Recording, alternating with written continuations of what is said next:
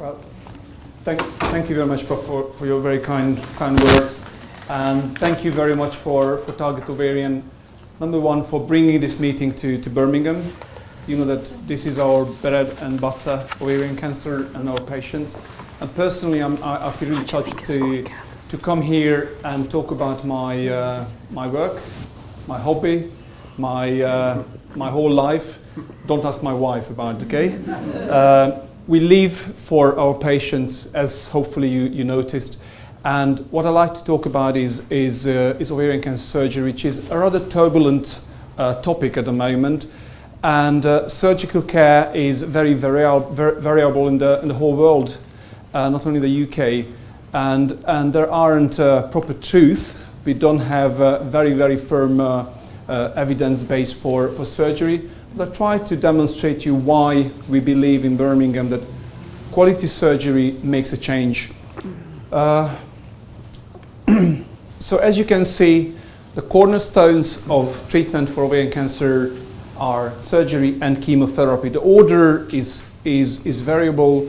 You can start with chemotherapy or surgery. It all depends on the patient, how she feels, how her disease is distributed. Nota bene, not all patients will receive both of these types of treatments. I really would like to warn you that please do not take everything personal today. It's extremely difficult to talk about surgery to patients and surgery in a lecture, and I try to be, probably more talkative rather than demonstrative. I didn't bring any pictures or any videos today. I watched Game of Thrones yesterday. That was plenty enough about blood. So, what we know is when we talk about surgery, the removal of all cancer lumps within the tummy is our ultimate goal. That's pretty evidence-based, and I'll explain to you why. But first of all, I'd like to clarify a few points of the terminology. Staging operation is for patients where there is only a lump in the pelvis, and we like to see whether it's cancerous or not, and if it's cancerous, whether it's spread outside the pelvis or not. Debulking surgery, on the other hand, is for patients with already cancer spread around the tummy, and the other term is cytoreduction, cytoreductive surgery, and it can be either primary debulking, when we start the treatment with an operation, or it can be interval debulking, when we give a little chemotherapy to optimize the patient for an operation, and then attempt a surgical removal. So that's very important. And you might have received one or the other. It does not matter. The one you received was the most suitable for you. And secondary debulking surgery is for patients where the cancer came back, it returned, and we'd like to surgically remove that. I strongly believe that ovarian cancer is not a disease for gynecologists. As Professor Kitchen already explained to you, specialization, in fact subspecialization even within gynecology is extremely important to tackle this disease. And why? Because we know that this cancer unfortunately tends to spread within the tummy. We know that patients, 3/4 of our patients already have disease outside the pelvis. So this is not a disease for a gynecologist. Gynecologists are very good of operating in the pelvis, but they lose their confidence when operating outside the pelvis. Who should treat patients with ovarian cancer? I'm very adamant that gynecological oncologists who have been specialized, even within their field, they've been specialized in ovarian cancer surgery, should operate on patients with ovarian cancer. And medical oncologists who do ovarian cancer chemotherapy every day should treat patients with chemotherapy or targeted treatments. Why is surgery important? There are so many prognostic factors. We call prognostic factors those factors which will influence how the disease will behave. And we know that there are patient-related, cancer-related, and also treatment-related prognostic factors. But there are only two, according to my knowledge, which can be influenced by the doctors. One is how our patients are nourished. As you may know or might have read about it, patients with ovarian cancer can be low on protein because of the large amount of water in the tummy, and they are basically malnourished. And we should really start nutritional support from the very first meeting with doctors or nurses. The second one is treatment related. We know that one of the most important prognostic factors is how much cancer is left behind after operation.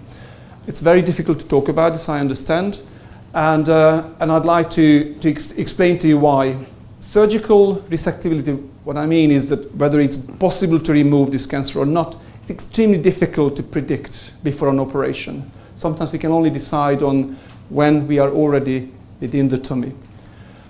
The resectability is dependent on several different factors, and it is amazing how human factors are influencing patients' care in probably many diseases, but ovarian cancer especially. Surgical training is an extremely important factor, as Professor Kitchener already highlighted. We've got different types of operations. Standard operations we call, the hysterectomy when you remove the pelvic organs, radical operation when you do a little more, and nowadays the extensive or so-called ultra-radical operations are the ones gynecologists are really uncomfortable with. But gynecological oncologists or gynecological oncologists who have been trained to do ovarian cancer operations are not unfamiliar with these types of operations. And this paper was published by a major cancer center in the United States, and that's a very, very important paper for my knowledge. What they noticed in their series that they found two factors which influenced the outcome of the patients. One was how much disease was left behind after operation, and the other one is how skilled the surgeon was. How they measured it, how many operations you've done of this or that type per year. And they divided the doctors into two groups. And surprise, surprise, those patients who were operated by high volume radical ovarian cancer surgeons, the outcome was better. In Birmingham, when I arrived here in 2008, I found a soulmate, Miss Singh, and we established ovarian cancer surgery here with the great help of my team of 6 consultants, including Ms. Sundar, who's the research engine of our team. 2 consultants are fully trained of doing ultra-radical surgeries, and we have trained a third one as well. He's our baby from beginning, and he's our consultant colleague now. We introduced the body operating, which means that when you are in a difficult situation, you ask for help. It's much easier for me or anybody to do an operation, difficult operation, a 6-8 hour operation, when you've got some support. And the intraoperative second opinion, I introduced this because, number one, I wanted to raise the level of resection in my team, and also I wanted to make sure when I say this operation is not doable, I've got a second opinion. It's a great responsibility, a big weight on your shoulders to say that I can't do this operation. And I wanted to make sure that 2 consultants separately, independently, will say the same. And we had several cases when somebody said no and I said yes, or vice versa, and we helped each other. There's no question that the disease distribution, how the disease behaves, is very, very important. There are cancer sites you are unable to remove, otherwise your patient will suffer dearly or will die.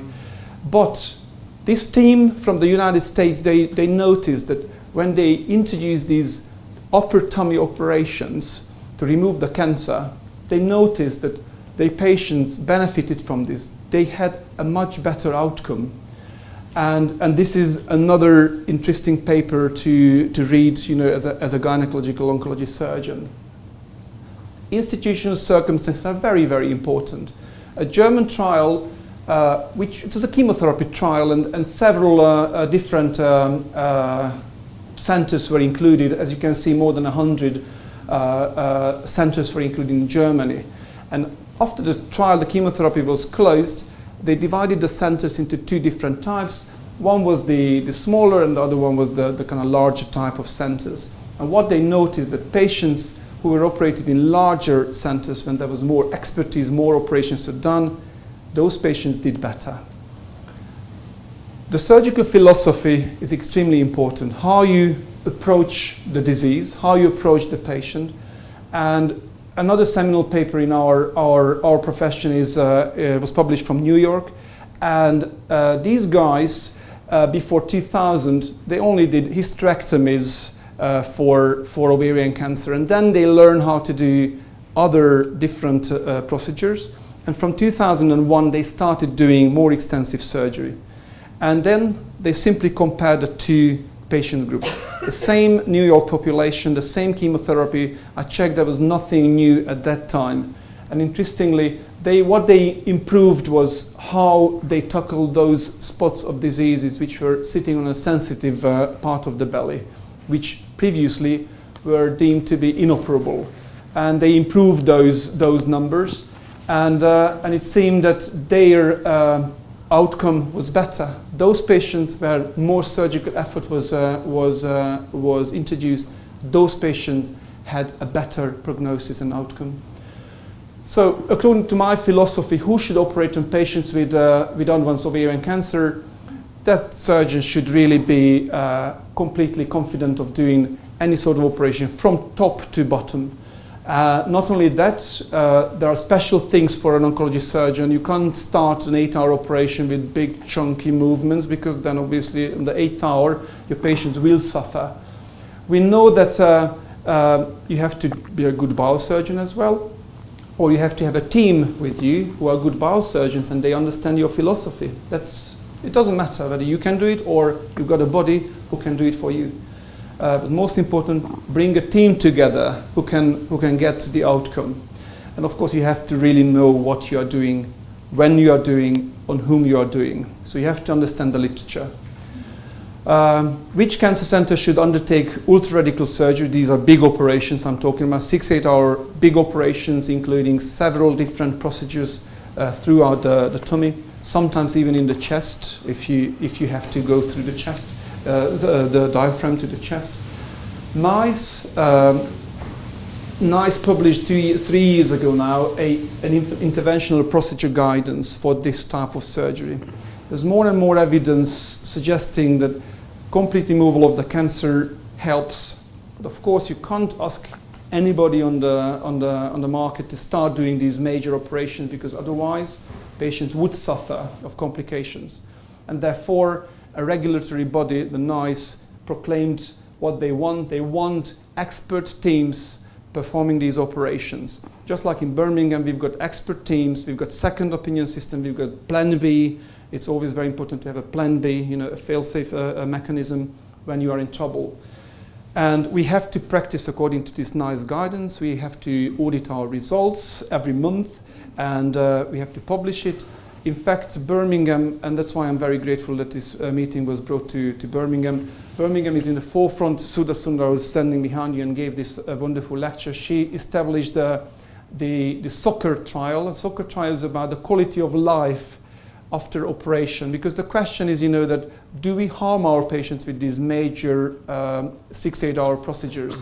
And we are conducting this international trial. And we are the hub of this trial, and we hope to provide patients and colleagues with some answer in a few years' time.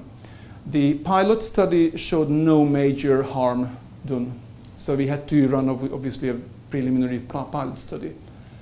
That was the motto of my surgeon. I tell you honestly, it was really annoying when I was growing up, and he always told me that there are no limitations but limited surgeons. Obviously, when I wasn't performing well, I guess, but that taught me that human factors should not be an obstacle for the patient's benefit and the best outcome. If you have to ask for help, please do it. If you have to go for a course or you have to spend several years learning, please do it, because that's going to serve your patient's benefit. And I think probably that's all about surgery. I'm very happy to take questions later or on the corridor during the lunch break. I hope I kept the time scale. You did very well. Thank you very much. Thank you very much indeed. Thank you.